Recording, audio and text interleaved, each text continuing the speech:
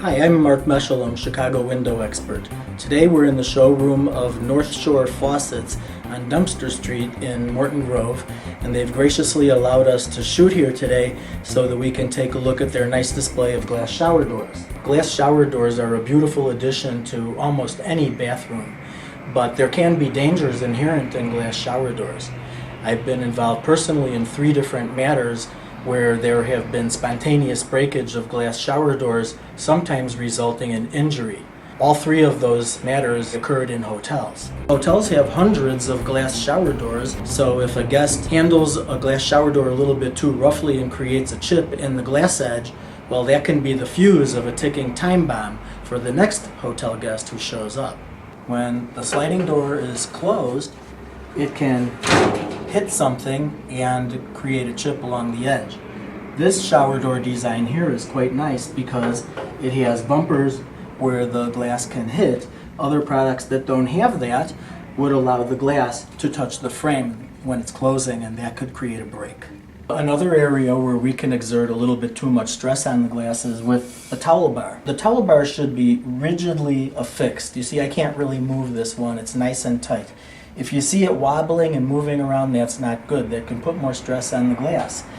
The glass actually has holes drilled in it, and these have hardware, so pretty much screwed fasteners that are going through the glass. Well, they need to have rubber grommets around the threads so that there's no metal that contacts the glass. Glass shower doors are made of tempered glass. Tempered glass is made from annealed glass that has first been cut to size, edges polished, holes drilled, and then sent to a special tempering furnace where it's heated to over 1300 degrees Fahrenheit and then rapidly cooled with blowers. This sets up an internal tension in the glass. The core, which is about 60% of the glass thickness, is constantly trying to shrink and pull inward, but it's being resisted by the 2 outer layers, 20% on each side, which are resisting that. So the inward pull of the core is actually causing the outer 2 layers to be compressed. They're put in a state of compression to the tune of 10,000 pounds per square inch. When that glass breaks, it doesn't just break in one little crack.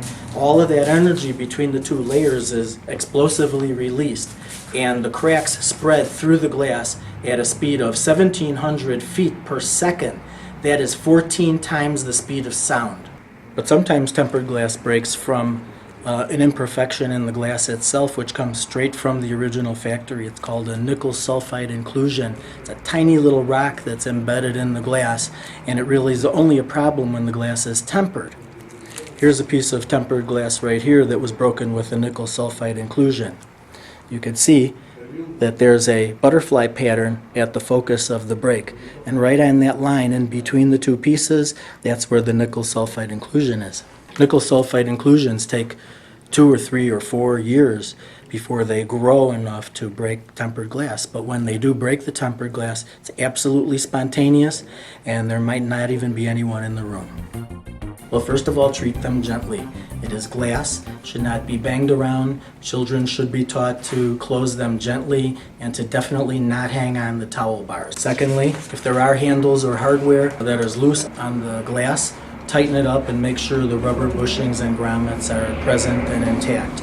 Make sure that the doors do not impact anything but a rubber bumper, and if there are 2 bumpers, they should hit simultaneously so the glass doesn't rock and rack inside the opening. Consider putting a safety film on the glass. You can actually coat the glass with a safety film on the exterior side away from the water, and in the event of breakage, it'll hold it all together.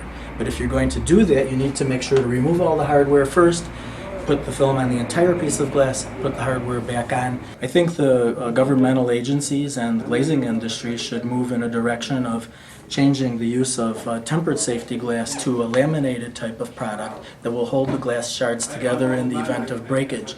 This would also be very useful in balcony railings, where if they break, you would now have glass shards sprinkled out over the street and a suddenly unsafe barrier.